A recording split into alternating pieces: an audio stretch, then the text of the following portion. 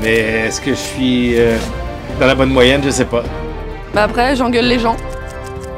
Après, je sais pas, prendre le bus, ça compte. Bah du coup, je suis carrément éco-responsable en fait.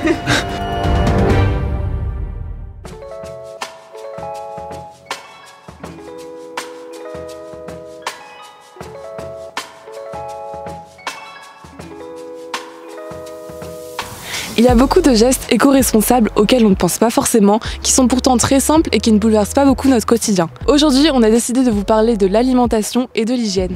Faire attention à ce qu'on achète, voilà, c'est surtout au niveau de la consommation. Utiliser des tote bags ou... Après, je sais pas.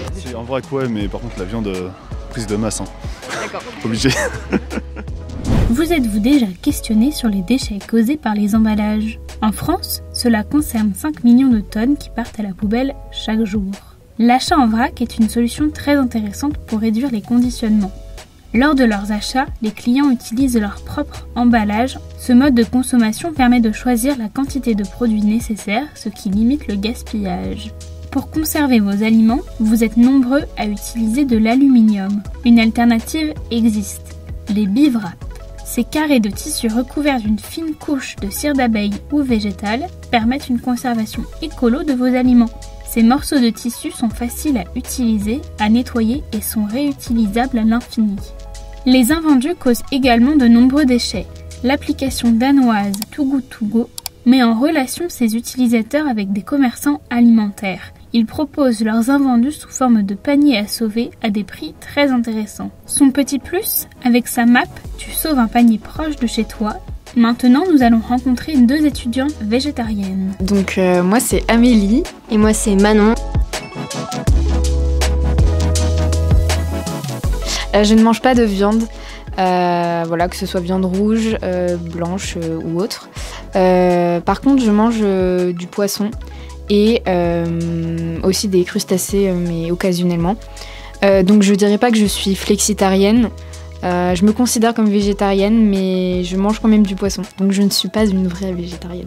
Bah, du coup, si on reprend l'expression, du coup, je suis une vraie végétarienne parce que j'ai le même régime alimentaire, mais sans le poisson. C'est-à-dire que je mange ni viande ni poisson, absolument aucune chair d'origine animale. Et sinon, bah pareil, du coup. Moi, c'est vrai que c'est plus par rapport à l'urgence climatique, le réchauffement climatique, donc tout ce qui est dû surtout à la surproduction et la surconsommation de viande qu'on peut avoir et qui n'est pas forcément de très bonne qualité. Et donc par ce biais, trouver des alternatives végétales, donc par exemple comme le soja. Et du coup, moi aussi, c'est beaucoup environnemental, mais il y a quand même aussi la cause animale qui me touche beaucoup. Et donc, je pense que c'est un combo des deux.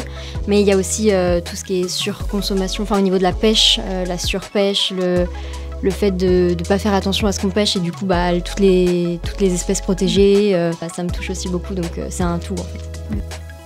Dans votre quotidien, vous avez aussi la possibilité d'utiliser des produits d'hygiène écologiques. Vous pouvez donc trouver des protections menstruelles réutilisables telles que les serviettes en tissu ou les cups. D'autres produits sont proposés afin de réduire l'impact environnemental des produits d'hygiène qui représentent 75 000 tonnes d'emballage par an. Vous pouvez notamment opter pour des cotons réutilisables et les pains de savon et de shampoing. Présentés sous forme de blocs, ces produits solides limitent les contenants plastiques. Retrouvez également dans les rayons d'hygiène des brosses à dents en bambou, des déodorants solides et des cotons-tiges réutilisables.